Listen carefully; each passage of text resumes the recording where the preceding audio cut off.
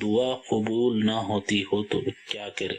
وہ سنے یا نہ سنے ان کی بہرحال خوشی، درد دل ہم تو کہے جائیں گے انشاءاللہ۔ نعتیہ شعر ہے، دروازہ بجاتے رہیں بجاتے رہیں بجاتے رہیں، کبھی تو کھل جائے گا۔ اللہ کریم کا در چھوڑ کر جائیں گے کہاں، یہ بتائیں۔ اپنے اوپر غور کریں، اللہ پاک نے ہمیں نماز کا حکم دیا، ہم کتنا بڑھتے، ہمیں جھوٹ سے بچنے کا حکم دیا، ہم کتنا بچتے ہیں۔ بے شمار باتیں ایسی ہیں جن کا اللہ کریم نے ہمیں حکم دیا، ہم کون سا عملی طور پر اس بات کو مانتے ہیں، عملی طور پر۔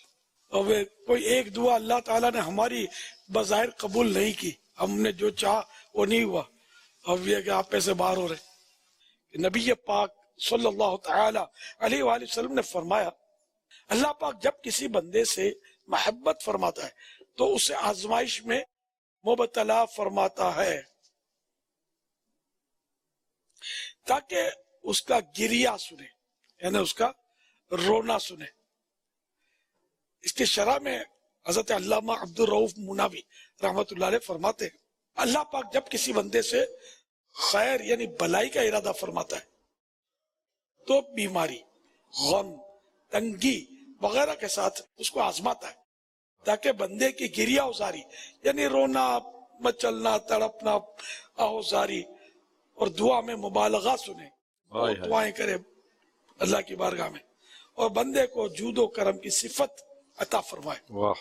جب بندہ دعا کرتا ہے تو فرشتے کہتے ہیں یہ آواز معروف ہے، یعنی مشہور ہے، جبکہ حضرت جبریل علیہ السلام فرماتے اے پروردگار اس کی حاجت پوری فرما، تو اللہ پاک فرماتا ہے میرے بندے کو دعا کرنے دو کہ میں اس کی آواز سننا پسند کرتا ہوں۔ آزمائش سے لذت حاصل کرنا عارفین کا مقام ہے، کہ اللہ کو پہچاننے والوں کا مقام ہے۔ یہ مقام اللہ پاک بندے کو رضا الہی کے حصول میں بہت زیادہ کوشش کرنے کے بعد عطا فرماتا ہے۔ مصیبت کبھی جرم کے بدلے ہوتی ہے تو کبھی گناہوں کا کفارہ، کبھی بلندی درجات اور طے شدہ مقام تک پہنچانے کے لیے۔ ان میں سے ہر ایک کی علامت ہے۔ جرم کے بدلے مصیبت کی علامت، مصیبت پر بے صبری، جزا، مخلوق سے شکوہ کرنا ہے۔